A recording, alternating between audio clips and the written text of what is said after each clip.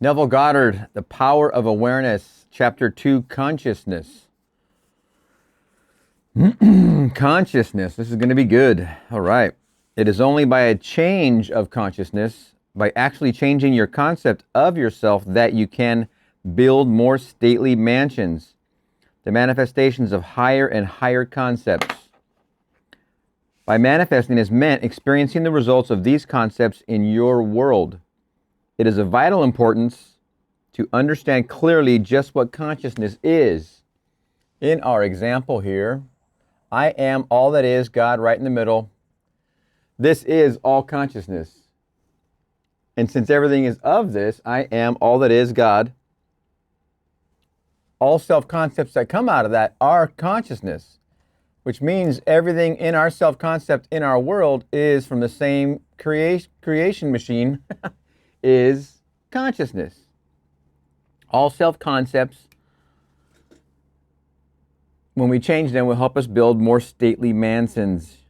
Build more stately mansions. Remember, in my Father's house are many mansions. These are all these self-concepts. Here I am a thousandaire. Here I am a millionaire. Here I am a billionaire. Here I am a trillionaire. And over here I start off with tens of dollars. You can change your self-concept by changing your consciousness. The reason lies by manifesting is meant experiencing the results of these concepts in your world. It is of vital importance to understand clearly just what consciousness is. Here we go. The reason lies in the fact that consciousness is the one and only reality.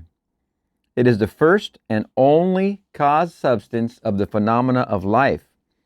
Nothing has existence for man save through the consciousness he has of it. Therefore, it is to consciousness you must turn, for it is the only foundation on which the phenomena of life can be explained. It really means you have nowhere else to go to make the changes you want to make if you want to be a conscious creator of your reality.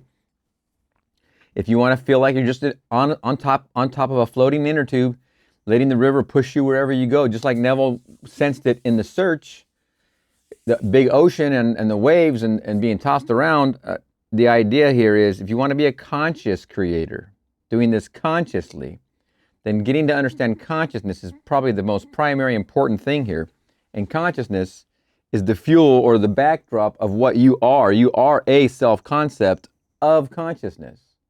Your self-concept you have of yourself is one of consciousness. Consciousness is the one and only reality. It is the first and only cause substance of the phenomena of life. Nothing has existence for man save through the consciousness he has of it. This is very important little pieces to break down, because if you have consciousness of it, then therefore your subconscious is impressed. Therefore, consciousness is impressed. Therefore, your new objectification of reality is going to happen and become a thing. It's going to be real to you and in your experience, because you're going to leave this self-concept and go to this self-concept based on how you impress your consciousness. Therefore, it is consciousness you must turn, for it is to consciousness that you must turn, for it is the only foundation on which the phenomena of life can be explained, which is what we're pointing out. If we accept the idea of the first cause, it would follow that the evolution of that cause could never result in anything foreign to itself. That is, if the first cause substance is light, all its evolutions, fruits, and manifestations would remain light. The first cause substance being consciousness, all its evolutions, fruits, and phenomena must remain consciousness. All that could be observed would be a higher or lower form or variation of the same thing. In other words, if your consciousness is the only reality, it must also be the only substance. Consequently, what appears to you as circumstances, conditions, and even material objects are really only the products of your own consciousness.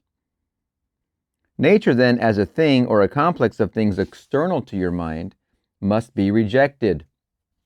And you and your environment cannot be regarded as existing separately. You and your world are one. When you look out into the world and you think it's out here, That is not correct. That is wrong. That is trying to separate yourself from something when actually everything is you pushed out. Everything is in your self-concept of consciousness. So everything you see is only coming out through the filter of you. By the way, that poem at the end of the last chapter of I Am was Oliver Wendell Holmes Sr. Wasn't in the book, but I looked it up, okay? So the fact that I might remind you there. So everything you see in the world is something you're looking through, and that you're looking through to have a view of anything is your self-concept, which is made up of consciousness. You want to change what you see in the world, like your new car, like your new house, like your new spouse, like your new reality, you change your consciousness. Then you see through a different filter of consciousness that Yugo from 1986 is now a brand new Ferrari. You can change it to anything because it's just consciousness. The consciousness doesn't care what you are shaping it to be. It's just consciousness.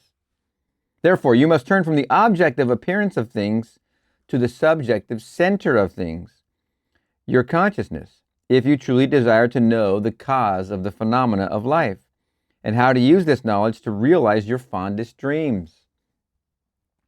In the midst of the apparent contradictions, antagonisms, and contrasts of your life, there's only one principle at work, only your consciousness operating. Difference does not consist in variety of substance. Difference does not exist in variety, does not consist in variety of substance, but in variety of arrangement of the same cause substance, your consciousness. A car is a car is a car. A car being a 1986 Yugo, which I had a friend who had one of those. Seemed like the whole thing was made of plastic. Excuse me. Or if it's a 2025 Ferrari. Consciousness itself doesn't have any qualm. It doesn't have a dog in the fight. The consciousness of which you are creating from your self-concept, it's not judging whether you say it's an old Pinto or a brand new Ferrari. I'm having fun with the cars this morning for some reason. So the idea here is the object is consciousness. It's formed into the object of what you claim it to be by and through your self-concept. The consciousness itself doesn't care. It doesn't have an emotional repercussion considering what you think it is. Consciousness is you. Everything is you pushed out. As you change your self-concept, I am wealthy, that old 80s car will now be a brand new whatever you want it to be. Do you want a Range Rover? Do you want a Ferrari? What is it you want it to be? You're going to the end and you're in your imagination of driving that car and you can feel it from first person. Everything else that goes with the making that car a reality will come into fruition because that's how this works. It's a bridge of incidents. Okay. The world moves with motiveless necessity. By this is meant that it has no motive of its own, but is under the necessity of manifesting your concept. The arrangement of your mind. And your mind is always arranged in the image of all you believe and consent to as true.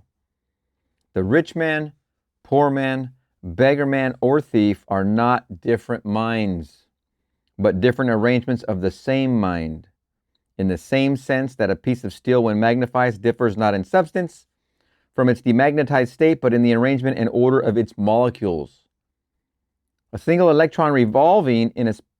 Well, by the way, that was the very first Neville lecture I heard by Neville, was that one when he said that exact thing about the, like, in that lecture was that one last sentence. And he also said that whatever's in you is the same thing that's in the Pope and the shoe shine boy, and we all have the same source. And that lecture grabbed a hold of me so firmly and vividly, I couldn't let go from that point. That was basically the 1st of January of 22. And it was that exact sentence. The rich man, the poor man, beggar man, or thief are not different minds, but different arrangements of the same mind. In the same sense that a piece of steel, when magnetized, differs not in substance from its demagnetized state, but in the arrangement and order of its molecules. That right there really grabbed a hold of me when Neville said that. A single electron revolving in a specified orbit constitutes the unit of magnetism. When a piece of steel or anything else is demagnetized, the revolving electrons have stopped. Therefore, the magnetism has not gone out of existence. There's only a rearrangement of the particles so that they produce no outside or perceptible effect. When particles are arranged at random, mixed up in all directions, the substance is said to be demagnetized. But when particles are marshaled in ranks so that a number of them face in one direction, the substance is a magnet. Magnetism is not generated, it is displayed. Health, wealth, beauty, and genius are not created. They are only manifested by the arrangement of your mind. That is, by your concept of yourself. Health, wealth, beauty, and genius are not created. They are only manifested by the arrangement of your mind. That is, by your concept of yourself. The importance of this in your daily life should be immediately apparent. The basic nature of the primal cause is consciousness. Therefore, the ultimate substance of all things is consciousness. End of chapter. Man, we, all of us must be in the understanding that everything is just consciousness. And once we grab a hold of that, like that steel, I mean, it just got a hold of me with that steel concept, because as a kid, we had magnets. We had big old horseshoe magnets to play with. I don't know how we got them. You don't see them at all anymore. I mean, as a junk thing anymore even. But we used to play with those, and I was just, it blew my mind. I later became an electrician and learned about electrons and things like that on that level, that very, very deep level, which I still can't describe how electricity works. It's like magic. But magnetism, since I had that little tiny bit of background with it, when Neville said that, I understood right away. Well, that makes sense. And as a kid, playing with a magnet and seeing other shavings or filings or whatever, iron or other things just stick to the magnet, or having two magnets and seeing the poles, like you would put north to north and south to south, and you see the magnet fast, super fast, just immediately go to the opposite.